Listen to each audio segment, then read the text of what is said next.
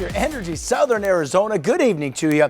I'm Paul Stikala. Coach Adia Barnes and her 6th-ranked Arizona Wildcats headed north to Maricopa County to take on her team's heated and hated rivals, ASU. The Wildcats came into the matchup gunning for their 18th victory in 21 games. Arizona would trail by double digits into the second half, but back come the Wildcats in the fourth quarter, coming off the bench after a harsh foul, and Kate Reese drains the three. That'll give the Wildcats their first lead, 71-70, with just over 4 minutes to go. ASU will retake the lead, though, after free throws from a technical foul by Elena Puello. Slamming the ball is a no-no for the refs. That's a technical. Now the Cats trail by 1. Under 20 seconds left. Pellington is called for the charge. Then a last chance. UofA down by 3. Pellington for the 3 to tie. No way. Jose. The Wildcats fall 81-77. Next up for Coach Adia Barnes and the Wildcats, a rematch at McKell Center at 12 noon on Sunday. I'll be there. Hope to see you. As for the men, Coach Tommy Lloyd and the Crazy AZ will travel to Washington at 4 p.m. on Saturday. Meanwhile, we at NBC are also hosting coverage of the Super Bowl, and News 4 Tucson's very own David Kelly joins us with more from Southern California.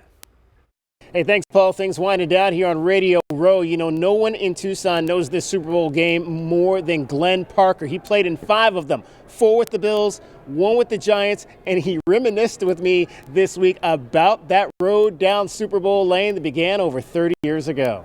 And right guard from Arizona, number 74, Glenn Parker. You can never prepare to, when you start out, to go to Super Bowls. You know, your whole thing is, can I just make the team?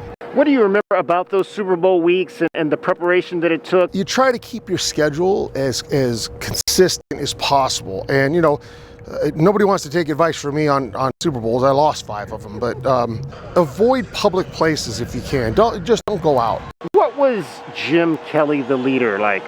Well, Jim was fiery. Jim was, he's typical old school quarterback who called his own plays. Nobody wants a quarterback that just rolls over. I've been with those too. Guys that they don't want to be the guy. They're just happy to make their millions.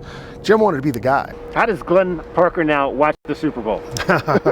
Preferably on a couch with a couple of close friends who are all football guys. The only thing I ask, and this is for all the football people out there, be quiet when the game's on, talk when the commercials are on.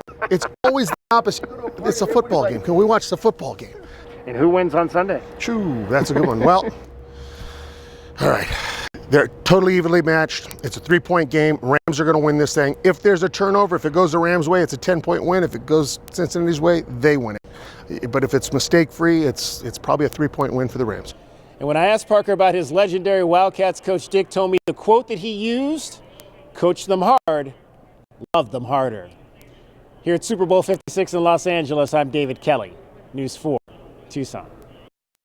Thanks, David. Get some rest, my man. All right, the playoffs are here in high school basketball, and one of the biggest feel-good stories of the season is at Amphi High School. Get this.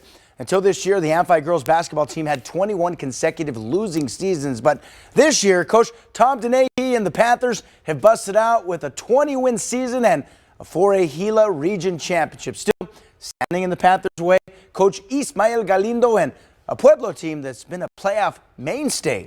Speaking of Pueblo, former Pueblo boys basketball coach and UofA standout Kelvin Ifan was in the stands. There he is, but he was cheering for Amphi and someone who's like family, the Panthers' Matanea Vital. And early on, Vital would be dienered up. First the block shot, and then later, how about the hustle to prevent a Pueblo score? But after that, the Warriors go on a run. Check out the ball movement by Pueblo with Soraya Hong about to hit Merjay Foreman, and then Rebecca Salaya finishes it off.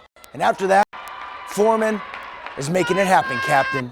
Putting in work, and the foul. Pueblo jumps ahead by 4, but don't count out Amphi. Vital will get it to her teammate, Knowledge Smith, spitting the 3-point Knowledge. And after that, Vital will put a 3-pointer up of her own.